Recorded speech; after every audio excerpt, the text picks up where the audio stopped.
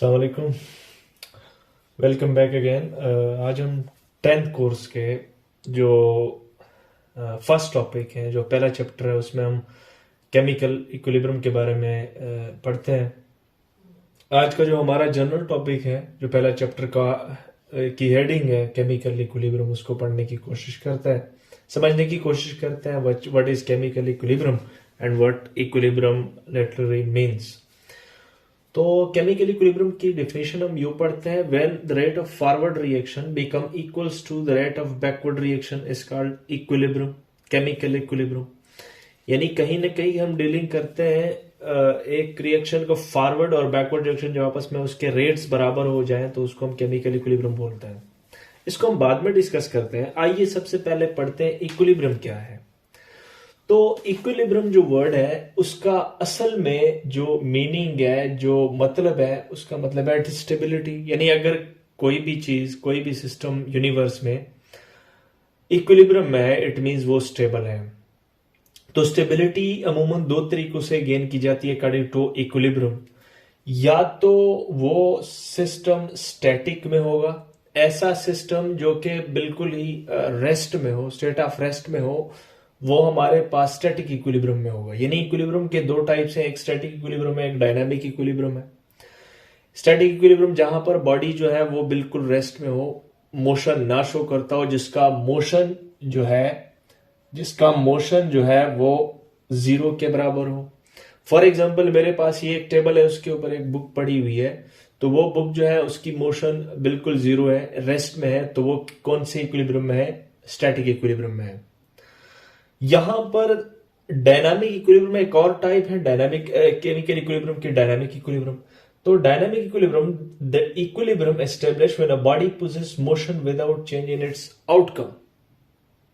मतलब यह है कि हमारे पास एक बॉडी जो है वो, फॉर एग्जांपल एक बॉडी है, वो बी पोजीशन तक जाता तो है, लेकिन उसका नेट आउटकम जीरो के बराबर हो। इसका मकसद यह है कि बॉडी जो है वो मोशन कर रही है, लेकिन उसका जो नेट आउटकम है, उसका नेटवर्क जो है वो जीरो के बराबर आ रहा हो, तो उसको हम कहते हैं डायनामिक इक्विलिब्रियम।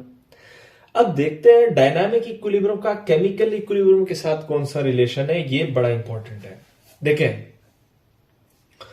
हमारे पास एक रिएक्शन जो है, एक रिएक्शन, फॉर एग्जांपल ए को मैं रिएक्टेंट मान लेता हूं और बी को मैं प्रोडक्ट मान लेता हूं। अब ए जो है वो हमारे पास आपस देख के रिएक्टेंट आपस में रिएक्टेंट के प्रोडक्ट बनाते हैं। तो ए जो है वो कहीं ना कहीं मूव करके किसकी तरफ जाता है? प्रोडक्ट की तरफ। यानी हमारा जो रिएक्शन है वो डायनामिक में है, वो मोशन में है। तो हमारा इस चैप्टर के अंदर केमिकल इक्विलिब्रियम जो है वो स्टैटिक तो नहीं हो सकता। वो कौन सा हो सकता है? Dynamic equilibrium. तो इस चैप्टर के अंदर हम स्टैटिक इक्विलिब्रियम को नहीं पढ़ेंगे, हम क्या पढ़ेंगे? डायनामिक इक्विलिब्रियम को, क्योंकि हमारा जो रिएक्शन है वो कहीं ना कहीं मोशन में है, रिएक्टेंट से प्रोडक्ट की तरफ जा रहा है। दूसरा, फॉर एग्जांपल हमारे पास दो रिएक्शन है। अब कौन से ऐसे रिएक्शंस हैं, केमिकल रिएक्शन है, जो कि केमिकल इक्विलिब्रियम के अंदर इंक्लूड होंगे? वो बड़ा इंपॉर्टेंट है। देखें, यहां पर मैंने दो रिएक्शन लिए हुए हैं, एक रिएक्शन ऊपर वाला और एक नीचे वाला। देखें, ए रिएक्टेंट जो है हमारे पास वो बी में कन्वर्ट हो रहा है। यहां पर रिएक्शन नंबर फर्स्ट में ए की जो एनर्जी है वो 10 जूल है और बी की जो एनर्जी है वो 5 जूल है। अब मैं आप लोगों को बता दूं, दुनिया में, यूनिवर्स में कोई भी सिस्टम जिसकी एनर्जी कम हो वो स्टेबल कंसीडर की जाती है। अब यहां पर रिएक्टेंट अनस्टेबल था और प्रोडक्ट जो है वो स्टेबल हो गया। देखें, यहां पर 10 जूल एनर्जी थी, यहां पर 5 जूल एनर्जी है, तो प्रोडक्ट स्टेबल हुआ ना। ये रिएक्टेंट है और ये प्रोडक्ट है। अब देखिए, जो रिएक्टेंट जो है, जिसका रिएक्टेंट अनस्टेबल हो, यानी एनर्जी उसकी ज्यादा हो, तो वो अनस्टेबल कंसीडर की जाती है। प्रोडक्ट की एनर्जी कम है, वो स्टेबल कंसीडर की जाती है। अब देखिए, ये प्रोडक्ट वापस नहीं आएगा क्योंकि यहां पर ये स्टेबल है, उसकी एनर्जी कम हो गई। तो बी जो है उसकी, यानी प्रोडक्ट की स्टेबिलिटी ज्यादा है। अब ये रिएक्शन बैकवर्ड जा ही नहीं सकता क्योंकि प्रोडक्ट जो है उसका स्टेबल है। अब इस तरह के रिएक्शन को हम क्या बोलते हैं? Irreversible reaction.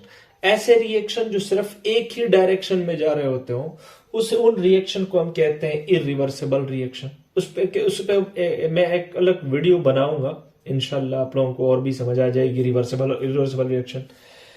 अब ये एक और रिएक्शन है जिसमें ए जो है वो रिएक्ट करके सी, यानी ए रिएक्टेंट सी जो है वो प्रोडक्ट बना रहा है। अब ए की एनर्जी 10 जूल है और बी सी की एनर्जी प्रोडक्ट जो ए का आपस में रिएक्ट करके सी बना रहा है वो सी प्रोडक्ट है, उसकी एनर्जी जो है वो 20 जूल है। अब मैंने अभी बात बताई, कोई भी सिस्टम यूनिवर्स के अंदर जिसकी एनर्जी कम हो वो स्टेबल कंसिडर की जाती है। अब हमारे पास रिएक्टेंट की एनर्जी कम है और प्रोडक्ट की एनर्जी ज्यादा है, तो ये आगे तो चला गया, अब वापस भी आएगा, वापस आएगा ना, यानी फॉरवर्ड भी गया, अब बैकवर्ड भी आएगा, to gain what, to gain stable point.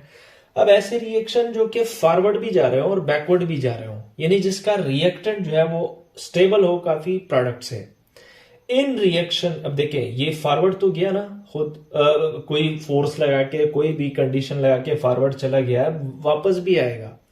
अब इन रिएक्शन को हम क्या बोलते हैं, रिवर्सेबल रिएक्शन। अब वो जो ऊपर डिफिनीशन है उसको जरा पढ़ ले, वो रिएक्शन जो कि जिसका रेट फॉरवर्ड रिएक्शन का रेट बैकवर्ड रिएक्शन के रेट के बराबर हो जाए तो उसको हम क्या बोलते हैं, केमिकल इक्विलिब्रियम। अब क्या ये बैकवर्ड आ सकता है, ये तो सिर्फ फॉरवर्ड जा रहा है, तो इन रिएक्शन को भी इस चैप्टर के अंदर हम नहीं पढ़ेंगे।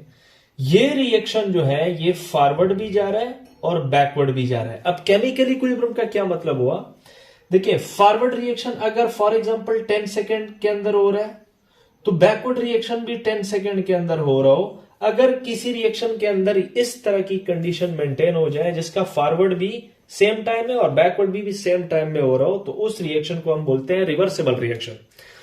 तो इस चैप्टर के अंदर ना तो हम स्टैटिक इक्विलिब्रियम के बारे में बात करेंगे, ना हम इरिवर्सिबल रिएक्शन के बारे में बात करेंगे। इस चैप्टर के अंदर हम रिवर्सिबल रिएक्शन और केमिकल इक्विलिब्रियम के अंदर के दरमियान कुछ ना कुछ डिस्कशन करेंगे। इंशाल्लाह अगले लेक्चर के अंदर मैं आप लोगों को समझाऊंगा और आपको बिल्कुल समझ आ जाएगी कि कौन से रिएक्शन रिवर्सेबल है और कौन से रिएक्शन इरिवर्सेबल है। आई होप सो कि केमिकल इक्विलिब्रियम का जो जनरल इंट्रोडक्शन है वो आप लोगों को समझ आ गया होगा। Thank you for watching.